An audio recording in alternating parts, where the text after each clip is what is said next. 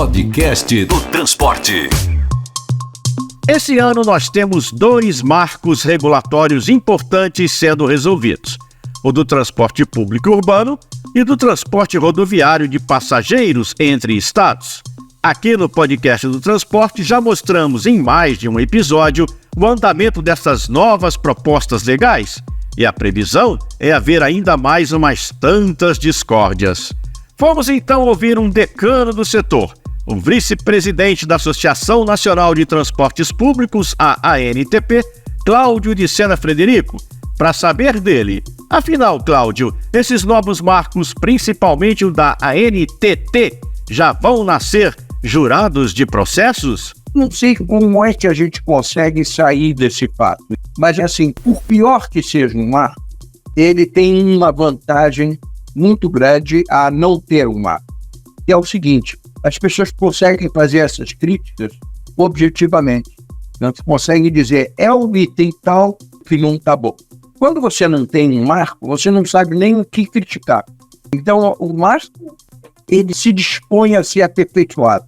É um princípio. Quando não está bom, vamos ver o que a gente pode fazer para corrigir. Então, eu acho que o marco regulatório é, sem dúvida nenhuma, um progresso. E é na direção de que a gente possa, no futuro, ter contratos que sejam implementados e, acima de tudo, que sejam cumpridos de uma forma mais tranquila. Falando em contrato, Cláudio Sena Frederico vai mediar a sessão Um Raio-X na forma de contratação de transporte público, na Arena ANTP, que acontece agora nos dias 24, 25 e 26 de outubro, no Transamérica Expo Center em São Paulo. Vale a pena aparecer por lá se você quiser ir além nessa importante discussão. O evento tem entrada gratuita e muita coisa para você ver. Saiba mais em arenaantp.com.br. Merchan feito, voltamos para o Cláudio Frederico. É só acompanhar os noticiários para saber que tem sempre um desses contratos virando encrenca judicial. Daí que nós perguntamos para o vice-presidente da ANTP: por que contrato entre concessionários e municípios é um negócio tão complicado aqui no Brasil? Realmente é muito complicado, é em qualquer lugar muito complicado, mas eu acho que o Brasil está conseguindo despontar, assim, está conseguindo humilhar os outros, tornar a coisa mais complicada ainda. A coisa começa assim: no mau projeto, é mal organizado, é mal estruturado, é mal documentado, as variáveis utilizadas não são realistas. São ou para fazer com que o dinheiro dê, mas no papel, e depois você já sabe que não vai dar, a coisa começa nessa origem, já o projeto é ruim. Em segundo lugar, eu acho que ele tropeça no institucional. Quer dizer, as nossas instituições, que depois vão implementar a escolha e a contratação, não são fortes, não são boas. Falta formação, falta um certo grau de experiência, uma objetividade também. Quando passa o contrato, a regulação dele novamente vem, além dos erros do projeto, além dos erros da ideia, da construção, ainda implementa outras falhas. E finalmente vem o populismo. Quando as coisas estouram, quando o contrato é implementado, operado e começa o lado realmente operacional, e o público começa a não gostar, quer dizer, prova o povo e não gosta, aí as soluções começam a ser populistas. Ou vamos caçar as bruxas, enfim, é uma série de coisas. O contrato deveria ser uma aliança, deveria ser um casamento. E, no entanto, ele vira uma aventura. O quadro descrito pelo vice-presidente da ANTP deixa a gente até resignado, pensando que não há outra saída a não ser mesmo assistir de novo e de novo aos duelos jurídicos. Mas será que não existe alguma fórmula internacional de contrato, um modelo consagrado que a gente possa utilizar aqui no Brasil? Fizemos certamente essa pergunta para o Cláudio Sena Frederico. Curiosamente, existe, e todos eles também têm seu problema. Ou seja, as fórmulas internacionais são de acordo com uma determinada cultura. Dá para você se inspirar ou pescar uma ou outra coisa. mas você tem que levar em consideração a cultura local. Eu vou dar um exemplo. Uma das dificuldades dos nossos contratos é que eles são rígidos. Ou seja, se a concepção for errada, você tem que cumpri-lo rigidamente, mesmo que as consequências sejam as piores possíveis. Muito bem. Durante o período de licitação, em muitos lugares do mundo, você modifica o contrato.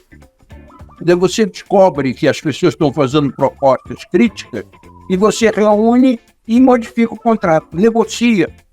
Em certos locais, você faz até leilão. Durante o processo, escolhe os 2 ou 3 melhores propostas e põe um leilão e escolhe uma pessoa. Você já imaginou isso aqui no Brasil? No dia seguinte, a pessoa que fizesse isso estaria com uma bola de ferro amarrada no pé, sendo encaminhada para ser jogada no mar. Então, o Banco Mundial usa muito e recomenda esse contrato negociado. Esse contrato negociado é inviável pela legislação brasileira. De certo modo, nós já passamos a acreditar que o contrato dos 10 mandamentos de Moisés, aquele contrato, é esse o contrato que funciona. E ele não funciona.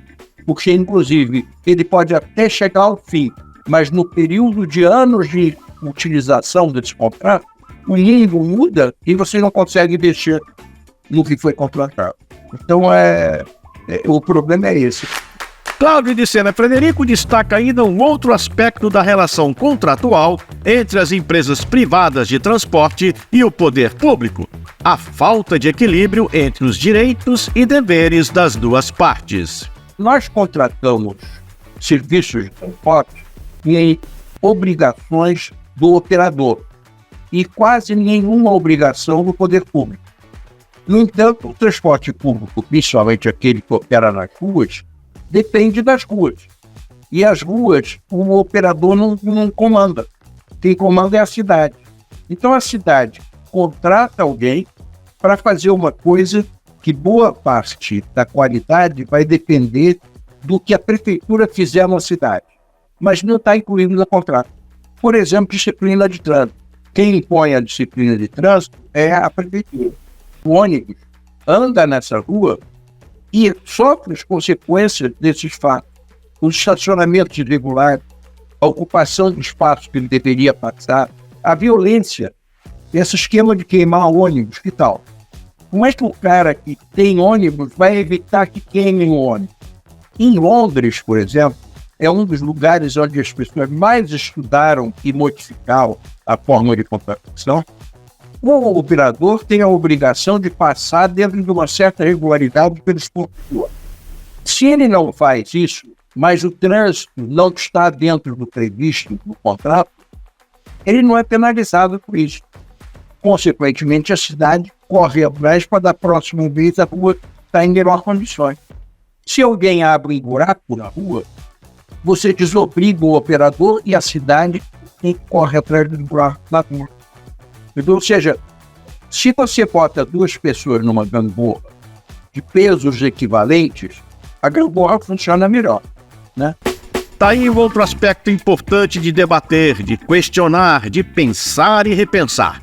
E é exatamente isso que a Arena NTP faz. A cada 2 anos, o evento reúne de uma maneira muito ampla todo mundo que está interessado ou que está ligado ao universo da mobilidade no Brasil.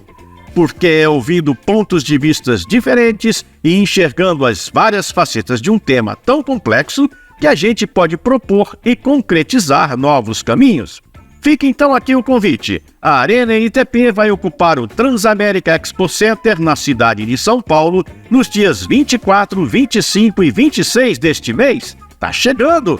E você pode conferir a programação toda e ainda se registrar para ter seu ingresso gratuito visitando o site do evento www.arenaantp.com.br.